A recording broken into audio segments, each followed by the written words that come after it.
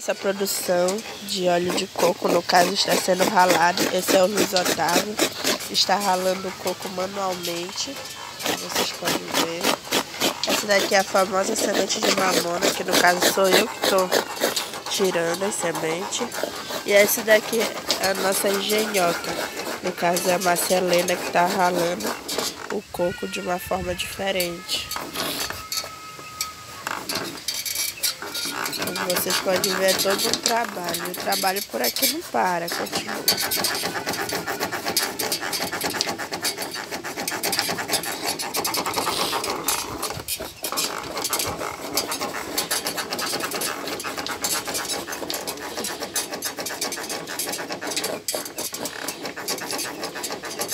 Vocês podem ver, a Márcia, ela gira a roda, coloca o coco ali.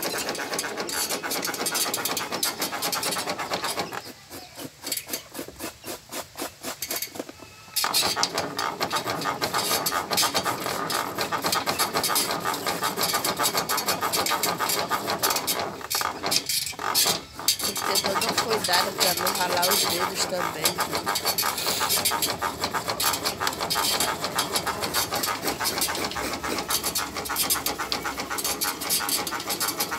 Pois é, gente, esse vídeo é para compartilhar para vocês como há todo um processo para o trabalho não para, continua, né?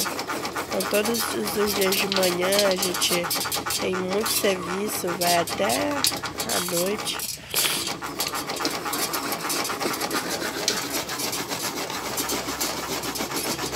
O Luiz aí tá ralando braçalmente.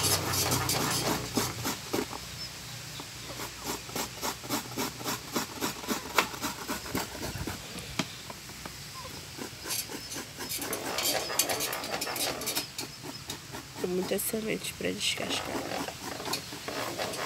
É só as cascas, a semente já tirada.